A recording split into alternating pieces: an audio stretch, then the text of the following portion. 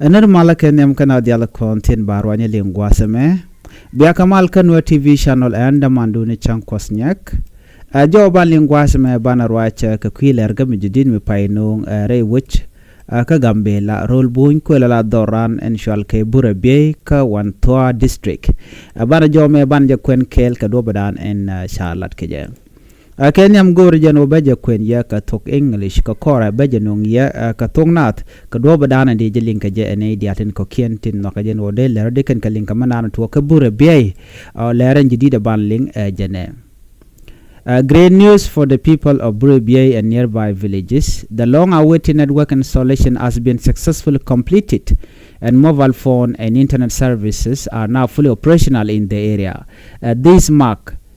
a new chapter for the rural communities of Wantoa district, where residents can now make mobile phone calls and access the internet without interruption for the first time. We extend our deepest gratitude to the leader of Wantoa district, whose effort made this life-changing development possible. A special thanks also goes to the president of Gambella region,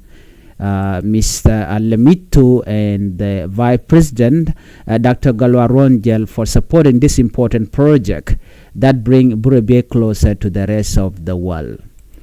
This network connection is expected to improve communication with families and friends, access to education and health information, business opportunities, and emergency services. With this development, the people of Buribiey are no longer left behind. The community is now part of the digital world, and hope is rising for a brighter and more connected future. Jawaban lingwa sa meshet kemencha kwenye ka Thok English na wen mande yana kula LinkedIn wonene. Doran ka gambella te ka gotong wan te kan lat te kan nung network no ka korgwa de paiwe chinetu wan kala ngo de Buribiey de je moy ka network no amenu gosen ko kien wone ka jekau jiko charge mo ke network already lo network le rentama joban kon gwasme dung Buribiey kan gosen content ke Buribiey no shala ngo sha doronten winemi sha gorno kendial biga te network mo do badana brand be internet be jeka ja internet en kuna den linga ja kanetin content win monetin ko ken kan dorte ko ken ka jom shalat gwasme wachi gambella ki kwar content wi ka gambella wachi lan mo gwan je kan lat ko chikan network dana gorke chikan laslet shit ke antena nen yan mo gwasme kan dang rotinen yin gati jom lat ken go larka ke talwai kamanan chikana lat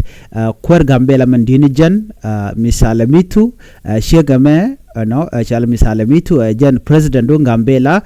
kana Dr. Galwa Ronjel ala vice president kan kwadang roti chagala teslwa chalong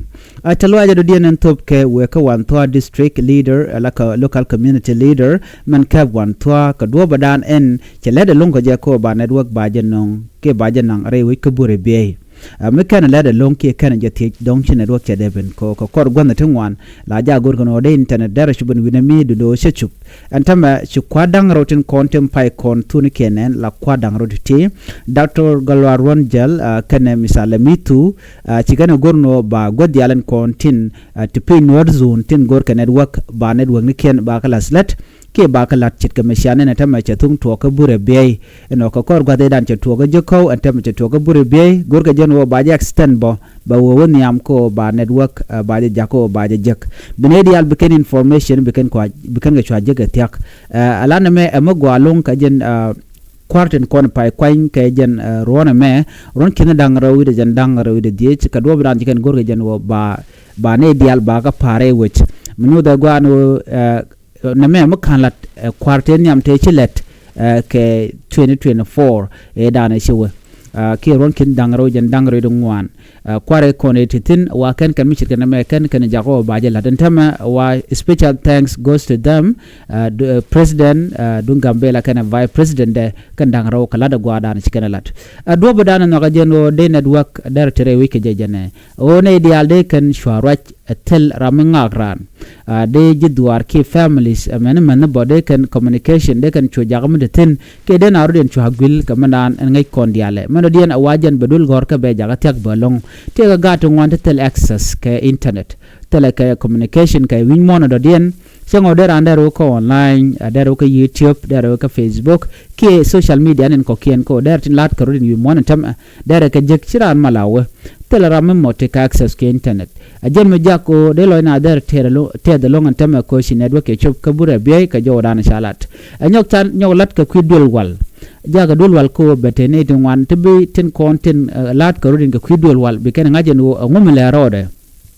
Chang Chiwan Jin ka Google ka shi information dana gori de ngachi Google be shu jek atyagono bidwo dana dong de ran de point de jaga jagwa ki ngai kono la take emergency ni la talk no be shu ke internet be access me jidid be jek ka betin kono gori no de ngai ka kwi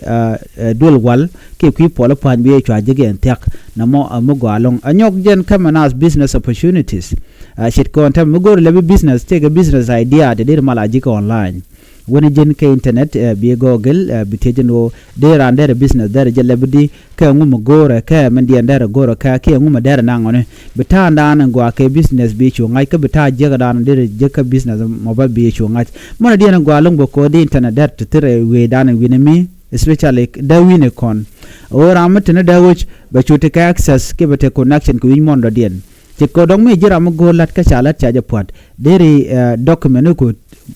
gwadan ti tok dun dul gorka dir ka shwa mala je ka online ke email bu jagrada den ke bi ko chu jakka company men goro jen go dir let na me jakke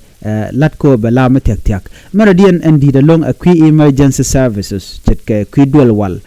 mit ke rik ke kor kona to ngai kona gwan o te ka kor to gon winemi kam nuare kan murle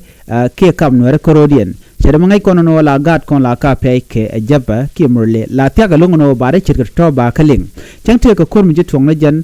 ba wiya ba jamal use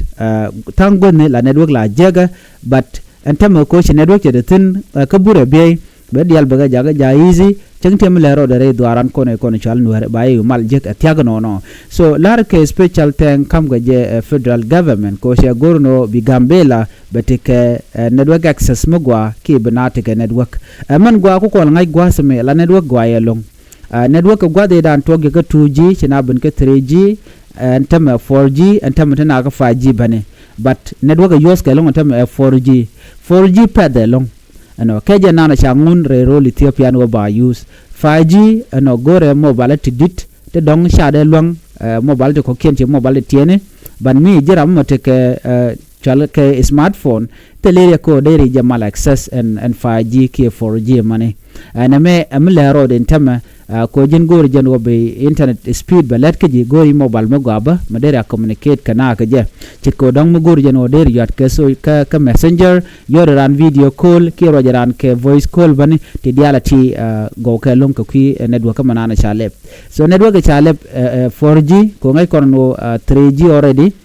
charge wo ko 3G chi faster 4G jala faster adelo dante the long kware content tere role Ethiopia ko kan gorno be buribiey ana beteke network mugwa jowo me agenda na gore de nyaka konkel gore no jin bi ler be nyaka ne ko ken ko de ler ti de kan chama la shub ene bi atega mal chuje pero jeno jin be subscribe ka bi channel bi support la Nuer TV en bi atemal bye bye